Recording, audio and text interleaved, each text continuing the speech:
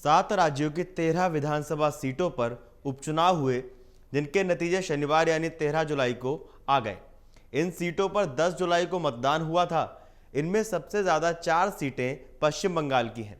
लोकसभा चुनाव नतीजों के बाद पहली बार चुनाव हुए हैं। इस चुनाव में हिमाचल प्रदेश के मुख्यमंत्री सुखविंदर सिंह सुक्खू की पत्नी कमलेश ठाकुर सहित कई दिग्गजों और कुछ नए चेहरों ने भी किस्मत आजमाई। पंजाब में जालंधर पश्चिम सीट पर आम आदमी पार्टी के मोहिंदर भगत सिंह जीत गए हैं। हिमाचल की देहरा सीट से कांग्रेस की कमलेश ठाकुर, नालागढ़ से कांग्रेस के हरदीप सिंह बावा और हमीरपुर से भाजपा के आशीष शर्मा को जीत मिली है।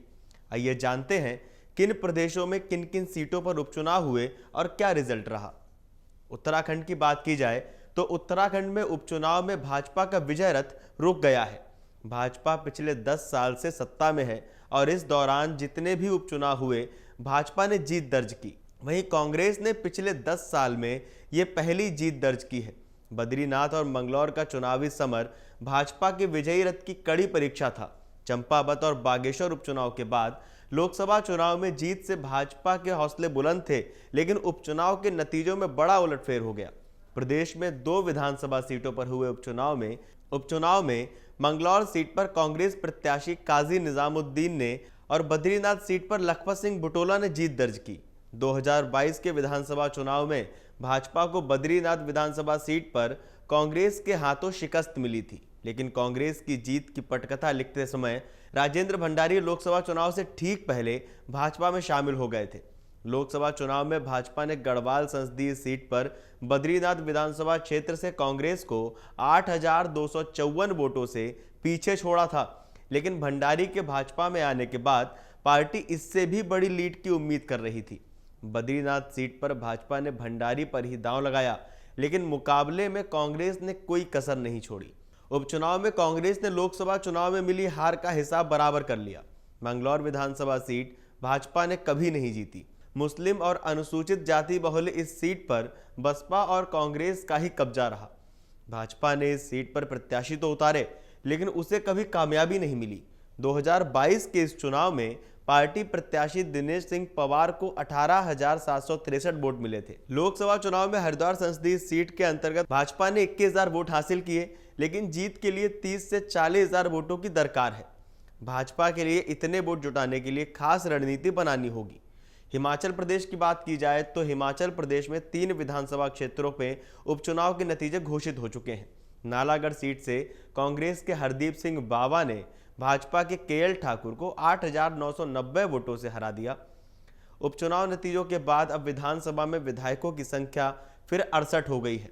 कांग्रेस के पास अब 40 विधायक हो गए हैं। भाजपा की बात की जाए तो भाजपा के पास विधायकों की संख्या 28 हो गई है। विधानसभा चुनाव में जीत की खुशी में कांग्रेस ने शिमला में जश्न मनाया। इस दौरान कार्यकर्ताओं ने पटाखे भी फोड़े। सीएम सुक्खू ने कहा कि मुझे खुशी है कि हिमाचल की जनता ने जनबल का साथ दिया है और धनबल की पराजय हुई है। देहरा में 25 साल से कांग्रेस चुनाव नहीं जीत पा रही थी। पार्टी ने सर्वे के आधार पर कमलेश ठाकुर को टिकट दिया और वहां हमारी जीत हुई है। हमीरपुर विधानसभा सीट से भाजपा प्रत्याशी आशीष शर्मा ने 1571 मतों के अंतर से जीत हासिल की। भाजपा प्रत्याशी आशीष शर्मा की जीत पर हमीरपुर में कार्यकर्ताओं ने जश्न मनाया। इस दौरान समर्थकों ने आशीष शर्मा को कंधों पर उठाया। अंतिम राउंड की गिनती के बाद कांग्रेस प्रत्याशी एवं सीएम सुक्खू की पत्नी कमलेश ठाकुर ने 9,399 वोटों से जीत हासिल की। बात करते हैं पंजाब की, तो पंजाब के जालंधर पश्चिम विधानसभा का उपचुनाव आम आदमी पार्टी के मोहिंदर भगत ने जीत लिया है। उपचुनाव में चल रही परंपरा इस बार भी बरकरार रही और सत्ता पक्ष के हाथ ही जीत की चाबी लगी। मोहिंदर भगत ने पहले राउंड से ही बढ़त बनाए रखी थी। मतगणना 13 राउंड में पूरी हुई। हर राउंड में मोहिंदर भगत की लीड बढ़ती गई और उन्होंने 37,325 वोटों से जीत हासिल की। भाजपा के शीतल अंगुराल 7 राउंड में तीसरे नंबर पर रहे। 8वें राउंड में वे दूसरे नंबर पर आए, लेकिन आम आदमी पार्टी की लीड नहीं तोड़ सके। वहीं कांग्रेस की सुरिंदर कौर भी किसी राउंड में बढ़त नहीं बना पाई। उपचुनाव में आपकी जीत पर पंजाब के मंत्री हरपाल सिंह चीमा ने कहा कि मैं जालंधर पश्चिम के लोगों को धन्यवाद देना चाहता हूं। मुझे इस सीट को बड़े अंतर से बरकरार रखने का भरोसा है। लोग आम आदमी पार्टी के साथ हैं। हम पंजाब के लोगों के लिए और उनके पक्ष में काम कर रहे हैं। कांग्रेस ने 1975 में आपातकाल लगाकर बहुत बड़ी गलती की थी, उन्हें इसकी कीमत चुकानी पड़ी। अब भाजपा को संविधान बदलने के अपने प्रयासों की कीमत चुकानी पड़ेगी। बात की जाए बिहार की, तो बिहार राज्य की रुपौली विधानसभा सीट पर उपचुनाव हुआ। ये सीट जदयू विधायक बीमा भारती के इस साल मार्च में इस्तीफा देने और राजद में शामिल होने के बाद खाली हुई थी। रुपौली विधानसभा उपचुनाव का रिजल्ट आ चुका है। निर्दलीय प्रत्याशी शंकर सिंह ने जीत दर्ज कर ली है। उन्होंने जदयू के कलाधर मंडल को 8,211 वोट से पछाड़ दिया है।